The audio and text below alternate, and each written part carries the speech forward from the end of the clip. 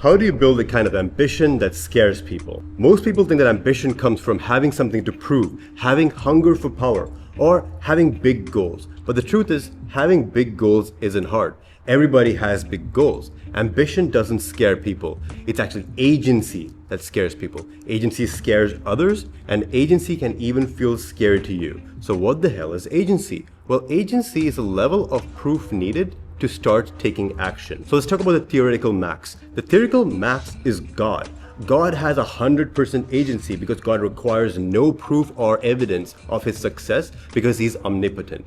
As he wills, so it shall be done. And now let's look at what the average person looks like. Well, the average person says, well, I'll do it when more people do it. In other words, they're outsourcing their agency to the collective mass, the herd. The point of this video is that agency is a skill and it can be trained, and this is a training video in order for you to improve your agency. And we'll begin our training by looking at this case study. In this battle, you see there is a column of British soldiers, about 1,400 strong, get absolutely massacred and butchered by a combined force of French and Native American soldiers. They get ambushed and absolutely slaughtered. Their entire leadership is wiped out in minutes by enemy snipers. Their general is dead, their captains are dead, everybody's dead. 70% are dead or maimed in the first hour of battle. And there's an unpaid aide-de-camp among these soldiers. And what he does is he rallies the boys and gets them out of there. He does not win the battle, but his decisive actions that day save that remaining 30%. This exact same man is actually very wealthy. He retires from his army and puts all his energy into his estate. He has a massive estate. He's literally one of the richest men on the entire continent. He makes his estate one of the most productive on the planet. He has 5 farms. He has a distillery. He has mansions. He has mills. He has fisheries. He has ironworks. He has a wife and he has kids to take care of. But of course, if his story ended there, then we wouldn't even know his name. But the story doesn't end there. Turns out that his people were unfairly taxed by the British Empire. And when the revolution broke out, they needed a general. And at this point, you probably guess who this man is. This man is a G of history. He is the General George Washington. And he's the man who steps up to command an army of untrained soldiers against the biggest and most efficient professional army in the world at the time. And he knew what he was risking. He was of course risking his mansion, his estates, his wealth. He's also risking what would happen to his wife and kids if he died. And on top of that, he was caught. He would be hung, or worse, he would be drawn and quartered. Literally, they would disembowel him and tear his body into pieces and put his head on a spike if he was defeated or captured by the British. But it's because he took that risk that we know his name. And there was a reason why nobody wanted to do this, because everybody thought it was impossible to beat the British. They had good reason for it, because the first few battles that George Washington fought, he lost. In fact, George Washington had no command experience as a general. He had never commanded a full army in the field ever before. And it wasn't just the enemy that had to deal with. His army had to face bitter colds. More people deserted or died because of the cold than even the enemy. In fact, in his correspondences, we find that George Washington literally said, "I think the game is pretty near up. They're done. The soldiers are done. Their contracts are ending. The soldiers are getting ready to go back home because they feel that the revolution has already been lost." But here's what happens next. George Washington decides that it's not over until it's over. He grabs the boys, grabs some cannons. He sneaks into the British camp across the river at night under the cover of darkness during a snowstorm. And his code word was literally victory or death. And on the other side of the riverbanks was the Hessian Regiment. The Hessian Regiments are a mercenary force, professional soldiers brought by the British from Germany to fight in this war. They were the best of their kind. And on Washington's side, well, he had brave men, but they were not trained to the extent of the Hessians. But George Washington did have one ace up his sleeve. He had Henry Knox. Henry Knox and his cannons. Henry Knox was an artillery officer, and he was going to revolutionize the way artillery was used in war. He literally takes his cannons, not from long range as artillery is traditionally used, but took them right to the doorsteps of the village where these Hessians were camped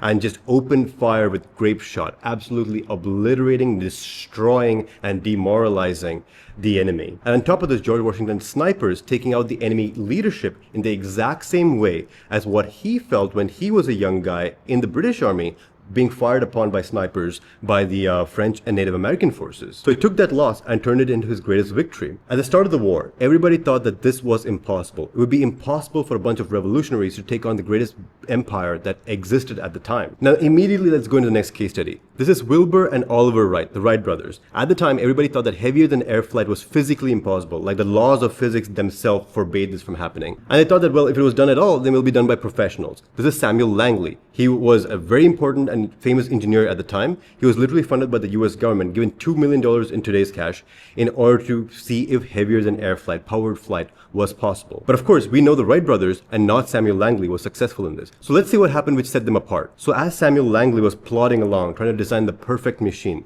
the Wright brothers were already getting in their first imperfect reps. All they wanted to do to begin with was to understand what the air felt like to glide upon. So they designed gliders first, not powered flight, and they got those reps in, which Samuel Langley didn't. And at the time, nobody knew anything about aviation, so it was anybody's game. So the Wright brothers literally engineered and designed and constructed an air tunnel, a wind tunnel, in their bicycle shop in order to test different wing shapes. So when Samuel Langley was trying to perfect the perfect machine, the Wright brothers were getting the reps in and making adjustments. And now that the Wright brothers had figured out how to glide effectively, all they needed was an engine to power them through. And the thing is, there was no aviation engines at the time. All engines were heavy and bulky things. So all the manufacturers told them that a lightweight engine would just not be possible, would be too risky.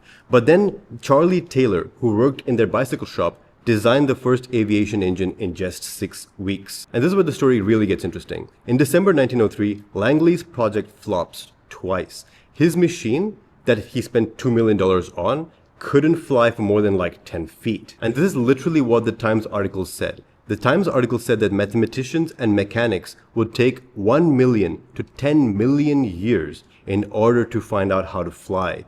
They said that to the ordinary man, it would seem as the effort might be employed more profitably. In other words, they were saying that the pursuit of powered flight was a waste of time. And not just this, they say that life is short and Langley is capable of his services to humanity in other ways than trying to fly. In other words, the Times article was saying, Langley, you can't fly, humans can't fly, just settle down, man, do something else instead. And on the same day as the release of that published article, Orville Wright wrote in his diary, "We started assembly today." And now I've made it sound like Samuel Langley is kind of the loser of this story, that he tried so hard and had so much funding and still couldn't make it, and the Wright brothers were the heroes. But really, I respect the hell out of Samuel Langley, because while he did not succeed in getting the first forward flight, he was the man in the arena. He did absolutely try his best to make this happen. He was not in the sidelines jeering at success. And you'll notice that the Wright brothers never talked down on Samuel Langley. It was the Times article guys who were talking down on Samuel Langley. And besides, the Times article writer was absolutely wrong, because in just 9 days since that article dropped, manned, powered flight heavier than air flight was demonstrably proven to be possible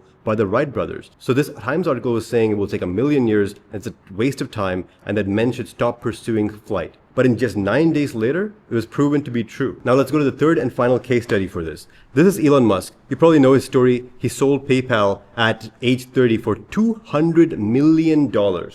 Think about this, right? Age 30 has $200 million. He can not only retire immediately, he could live a life of immense luxury. He could retire everybody that he knows multiple times over. So what does he do? Does he choose the security and peace? He does not. He immediately sets to work setting his cash on flame, quite literally, on jet flame. Think about this. $200 million sounds like a lot, but when talking about space flight, it's actually not that much. So he did not have infinite shots on goal. Quite the opposite. This was the first disaster in SpaceX. That cost him like 1/3 of his funds. This was a second disaster at SpaceX. That cost him another huge fraction of his funds. Third disaster at SpaceX.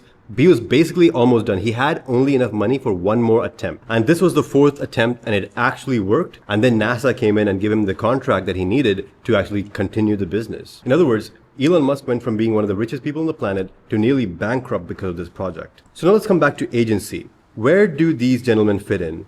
I believe that these men are in the S tier because they said, nobody has done it, so I will. So let's go and put these guys into S tier before we proceed. So I'll grab George Washington, the Wright brothers, and Elon Musk, put them into S tier where they belong. And now I know what some of you are thinking. This agency thing doesn't apply to me. I'm not an entrepreneur. I'm not an inventor. I'm not a military leader. But the thing is, it's not about your job. It's about you. The work works on you more than you work on it. Agency is a skill and you can get the reps in right now, no matter what job it is that you do. You can find more work to do within your organization. You can ask for more responsibility. Because the value of a business is the sum of the value of every single individual member within it. All the low agency people, they think like this: what's the least I can do to not get fired? High agency people think like this: how can I take on more responsibility? How can I move this entire organization forward? High agency people think, I will find more ways to contribute, I will do more and do it better. And I want to really build this point out for you, because people who say I'm not an entrepreneur are not entirely right. Because if you're exchanging goods or services for money, then you are an entrepreneur. And besides, agency is what gives life meaning in the first place. It is only the dead man who has no agency. And if you're like, what is this tree thing? Well, let me explain. I learned this from Sam Ovens. Sam Ovens is looking right at the camera in this photo. I met him a month ago or so. He's a billionaire CEO, so I take his words very seriously. What Sam Ovens was talking about was that in a $1 billion company, it's not that the CEO is worth $1 billion. It's more so that the entire team summed up is worth $1 billion. Let's take an easy example. Let's take like a fast food example. You have the CEO of like Chick-fil-A. He in his own right is $1 billion entrepreneur. And under him, he has a C-suite, and all these gentlemen, very capable, are all centimillionaire tier entrepreneurs. Under him, he has more mid-level managers who in their own right are $1 million entrepreneurs. And we go all the way down to the front line like fry cook. These guys also have capabilities. They also have agencies. Yes, they don't have the agency as somebody who's in the C-suite, but they are still in their own right a 5-figure entrepreneur. So it's not like there's a sharp line between employee and entrepreneur. It is kind of a continuum. And now I want to talk about the opposite of agency. It is learned helplessness. What they did is they took a bunch of dogs, let's call them the green dogs. They put them in a cage and half the floor was electrocuted. They were literally like electrocuting the dogs. And the dog, of course, will feel pain and they will jump across this little barricade into safety where the floor is not electrocuted. They took another bunch of dogs and they had the same experiment, except that when the dogs jumped to the other side of the cage was also electrocuted. So the dogs really couldn't do anything. No matter what decision they made, they would still be electrocuted. So they would jump around trying to escape from the pain, but they really couldn't escape from the pain because the entire floor was electrocuted. At some point, they will accept defeat and they will basically say, well, there's no point in effort anymore. I'm just going to lay down and accept the pain and deal with the pain. In other words, they had lost their agency. Now here's the interesting part of the experiment. They took the red dogs and put them into the same cage as the green dogs and they started electrocuting the floor. And as expected, the green dogs felt the pain and they immediately jumped across the barrier into safety. But the red dogs, even though they saw the green dogs performing that action, did not move.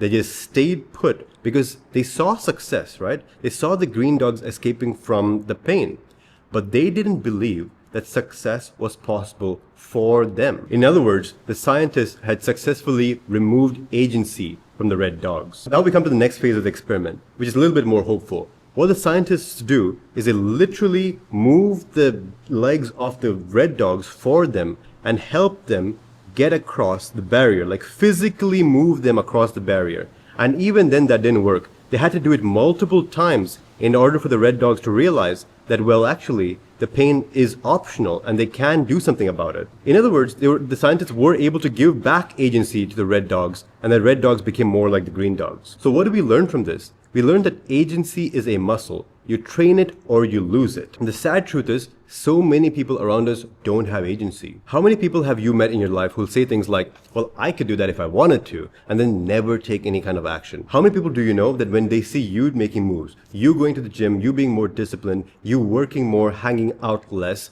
they see that and say, so cringe. Oh, you're starting a YouTube channel? That's cringe. Or you're trying to make it in music? That's cringe. You're writing a book? Oh, I would never do that. These are the bottom of the bucket people. These bottom of the bucket people will literally pull you back down when you start making progress. And this is very important to know because this applies to your friends and family. Sometimes you have friends and family who act like they support you, but only up to the point at which you are and them are on the same level. As soon as your level exceeds theirs, they become your enemy. So there is such a thing called negative agency. It's literally having agency so low that you are a liability to society. And then slightly above them, we have the guys who say, at least I tried. But the thing is, when you die, Do you want to be known as the guy who tried, or do you want to be known as the guy who did it? But hey, at least these guys aren't pushing other people down, so I do rate them a little bit higher. And then of course we have people who are in the perpetual research phase, always learning, always improving their knowledge, always researching, not taking action. So these guys don't really have agency, they aren't taking action, but at least they're not pushing other people down. So I put them into neutral agency. Now coming back to the bottom of the barrel crabs, the thing is that these people think that desire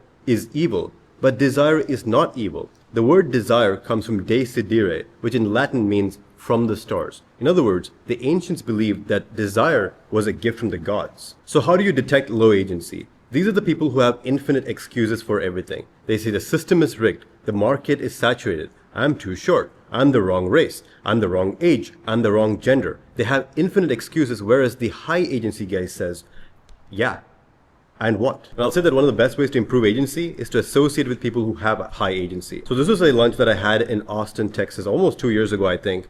And here's the cool thing about this picture, right? These two guys, young guys, like straight out of high school practically, they never went to college, they decided that they're going to start a business. They saved up $12,000 across their entire life, basically, and they spent the entire thing on education. They learned how to start a business. And now their business makes like 40K a month, or probably way more at this point. And this guy at the back, his name is Taylor. He literally started his business in front of my eyes in that growth house that I organized. He learned how to run ads in front of me. He created his first ads in front of me. He ran them in front of me. Now 2 years later, he's making 20K or more per month teaching Catholic men to find their wife. And this guy at the back, his name is Steven. So he started a flooring company, so like floors for houses, right? And he has one of the fastest growing flooring companies in his entire city. And this is Marlon, he's my right hand man, and this is myself. The combined potential within this table, I would be comfortable saying is $100 million.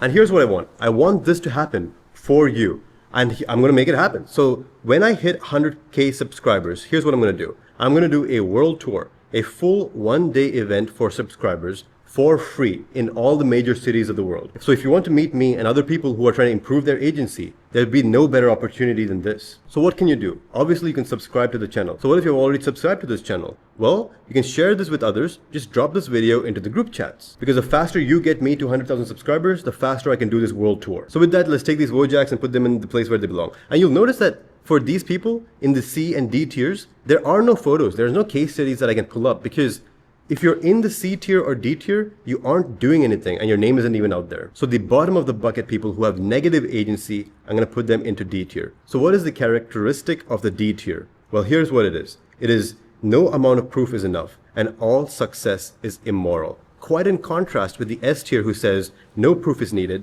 and acts on physics and conviction. Now let's take the C tier and drop them where they belong. And C tier is defined by heavy proof is needed, needs guaranteed success. But the thing is, nothing is guaranteed in life, and certainly not success. And with that, let's go to J.K. Rowling of all people. I purposely chose a female protagonist for this part, and I'll show you exactly why that is. So you might have heard of this series. It's called Harry Potter. It's kind of a big deal. They made a couple movies and whatnot about this. In fact, there were 7 books in the series. Oh, would you look at that? That 7th book, in the first 24 hours of its sale, made $830 million. One book in one day made $830 million. That's more than what the sale of PayPal brought Elon Musk. And of course, that's just one book among 7, and that's only on the first day, and that does not take into account all the deals for the movies. It doesn't take into account the deals for the theme parks and all the other stuff, the merchandise deals. And that makes J.K. Rowling one of the most successful writers in all of human history, probably the most successful writer of all of human history. But the thing is, it didn't start that way. This is young J.K. Rowling. Her family was dead. She was on welfare, had no income. She had a baby with an abusive ex-husband, had no heat in the apartment, no laptop or internet. She had postpartum depression on top of that. So she was literally a single mom on welfare with zero family support, and she still had more agency than 99% of the guys who are watching this right now. Let me repeat that, right? She was a single mom on welfare with zero family support, and she still had more agency than 99% of the guys out there. Rough. And this is what she said about that time in her life.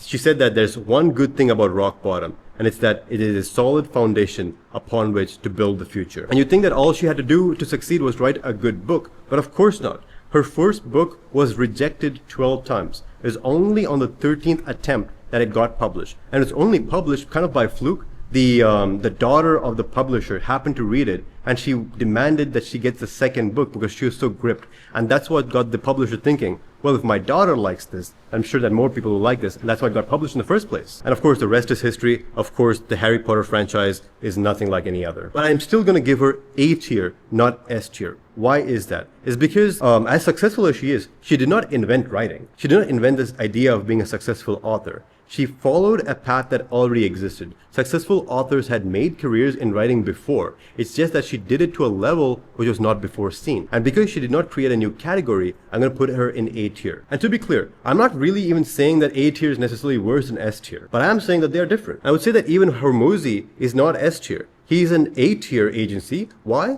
Because, well, he didn't invent gyms. Gym chains existed before Hormozi existed. It's just that he achieved a 1% result within the existing sphere of gym chains. And now I want to talk about somebody who we've never heard of, but who's very important to me. And he's my father.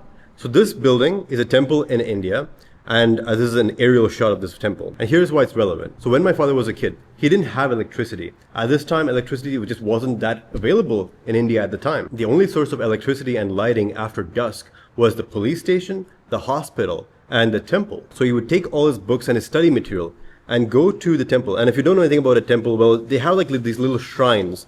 And this shrine had a little light bulb. So he would study for his exams and do his homework under a single light bulb in a shrine. And because of his effort, he got into a university in India. It's called IIMA. And you can think of it as kind of the equivalent of Harvard Business School to the US. IIMA is the equivalent of that in India. So a young kid who didn't even have electricity got into one of the best universities in the nation. And what happened is he got so skilled and so good at his job that the United States asked him to immigrate instead of the other way around. You've heard this classic story of a man who moves to the United States, has nothing to his name, and has to be like a gas station employee or has to drive taxis or whatever, right? Like some kind of low-skilled job. And that was not the case for my father. My father was able to walk into the United States, head held high, didn't have to lie, didn't have to beg, didn't have to steal, didn't have to do any of those things because the United States literally invited him to come. And this was because my father was a leading expert in his field. He was a senior professor. The United States literally wanted his expertise to be inside the United States. In other words, his agency is the reason why I'm on camera today. So with that, let's go to the definition of A tier. The people in A tier say, others have done it, but I will do it better. So let's put these guys into A tier where they belong. The definition of A tier is that minimal proof is needed. They move fast with little need for assurance. And now that leaves just me and Hitler. So this is me and this is my greatest flaw. I tend to overthink. I tend to overanalyze. When I was young, I would obsess about history. I could tell you the entire history of the Punic Wars. I could tell you the entire history of the Napoleonic Wars. I could tell you the history of Sengoku Jidai, which was a civil war fought in Japan. I could tell you about battles fought in India. I could tell you about battles fought in the Middle East. But what was the point of all this? Like all this strategy and all this knowledge about military history was useless. It was completely theoretical. I didn't know what it felt like. So I knew that I needed to get military experience. And there's so many branches within the US military. There's the Army, there's the Navy, there's the Marine Corps, there's the Air National Guards, there's the National Guard, there's the Coast Guard, there's the Air Force, and now there's also the Space Force. And each one of these branches has so many opportunities within it. Each of these branches has an enlisted corps and an officer corps. Within those, they have different job descriptions. There's easily 1,000+ jobs offered in the military. And I spent years poring over all of these to decide what I wanted to do. So this is literally a picture of me researching the US military. And the reason it took me so long to make a decision is because I didn't know how to make decisions. I didn't have the skill of agency. I thought that more knowledge was always better. Eventually, I chose the US Army Infantry and it was the right decision. So this is where I learned what overwhelm really is. So overwhelm is a military term. What it means that your forces are cut off and prevented from moving. In other words, so long as you're moving, you're not overwhelmed. So in our lives, we can say that overwhelm is a choice. So long as you're moving, you're not overwhelmed. Overwhelm isn't about how you feel, it's about what you do. It is an observable behavior. And now let's do a very tactical example, boys. So I was making YouTube videos, I made dozens of videos and they got no views, got no traction whatsoever. You can literally see the views are in the double digits and oftentimes in the single digits. And then I made this video, it was called The Curious History of Panty Raids. It was like a funny but also educational video about how culture in college had changed over the decades. And this video actually got some traction. And then the next video that I created, which was Caution, 48 Laws of Power is Cope, also got some traction. And then this video, Hamza fired me. I was his thinker. Got massive traction. So now I had a choice. I was confronted with a fork in the road. At the time, I had a really good job. I was working in an engineering company which designed food dehydration systems. It was actually kind of a dream job. I had time flexibility. I could work from home. The pay was good. I had insurance. It was an amazing job, and I was working under an amazing CEO. And on top of this, because of my performance, the CEO was literally willing to give me shares in his company. So if he ever went into an exit and sold his company for like millions of dollars, then I would literally get equity in the company, which means that I could possibly earn millions of dollars when the exit happens. On the other hand was YouTube. Completely untested and unverified. Just because one video has traction does not mean that you can build a business off of this. But that is what I wanted to do. That was my desire. Now, the old version of me would have procrastinated the hell out of this decision. I would have continued to read more books, read more blogs, and just waste so much time accumulating more knowledge. But the new version of me had learned something. I knew at this time that the enemy of agency was fear. Specifically, there was 3 kinds of fear that I was dealing with. First one was the fear that it doesn't work out in the end. But the thing is, time and effort are never wasted when you're leaning in. You are the asset that's being built. That's literally what I told myself. And let's see what's behind the second door. Fear that people who you know will get ahead of you. But the truth is that let them. They have their own bullshit to deal with. And let's open door number 3. Fear that it will not go as planned. But the truth is, you're 100% right. It's not going to go according to plan. Everything takes twice as long as you expect and costs twice as much. This was the old version of me.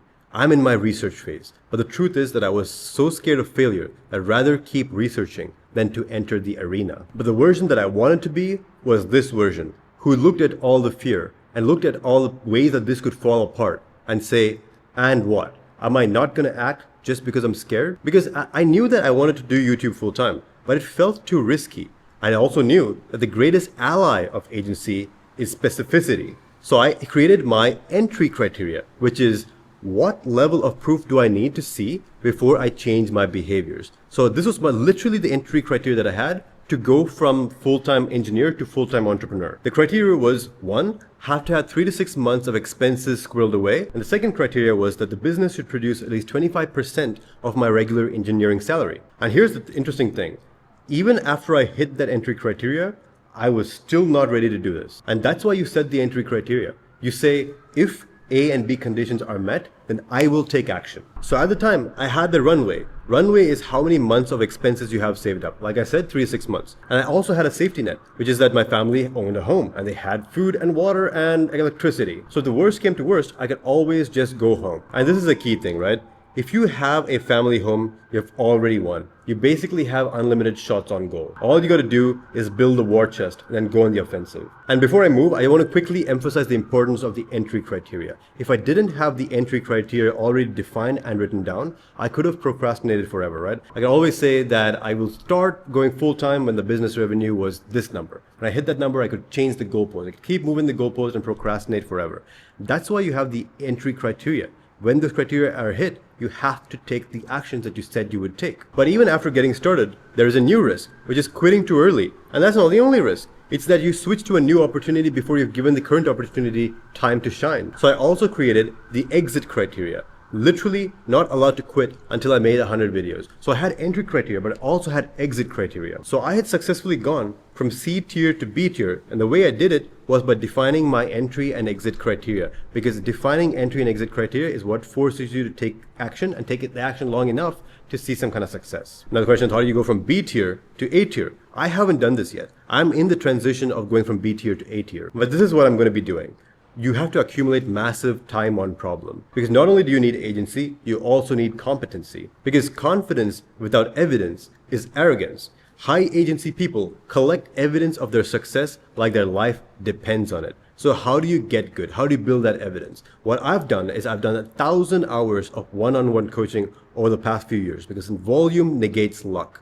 Why do I do this? I do this because I will learn everything there is to know about behavior change for men. What's the goal for me? I will to become the authority on behavior change for men, like the best in the world. That's what it would take for me to go from B tier to A tier, and that is my goal. So what's the benefit to subscribers? What's the benefit to you? Well, my ideas will be tested on real people. None of what I'm saying is theoretical. These are all coming from lessons learned from the actions of doing. So coming back here, I'll say that I started as an NPC. I started as a C tier, but with time I have graduated. I've graduated to the B tier. And B tier is defined by some proof is needed. Some proof of success is needed. But once I see it, I will act. Of course, the next step for me is to going into that A tier, and only way you can get into A tier is by sheer time on problem. And that's why we want to talk about Hitler. So this is Hitler, the big bad from World War II. Obviously, I'm not making a moral point here. This video is not about morality. This video is not about good or evil. This video is purely about agency. And nobody can deny that Hitler had agency. So he had step 1 of success, which is having agency. He did not have step 2 completed.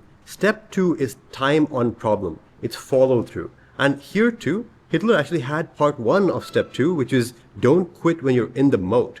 Hitler wasn't a quitter. Even to the last days, he did not accept defeat. But Hitler absolutely had a problem which cost him the war, which was he did fall for the woman in the red dress. Hitler had shiny war front syndrome. He already had the Western Front to deal with, but he decided to start a new front, the Eastern Front. You know how they say you can only be the CEO of one business at a time, and that you shouldn't start a second business? Well, Hitler started a second front. In other words, he literally got distracted by the woman in the red dress. So what do we learn from this?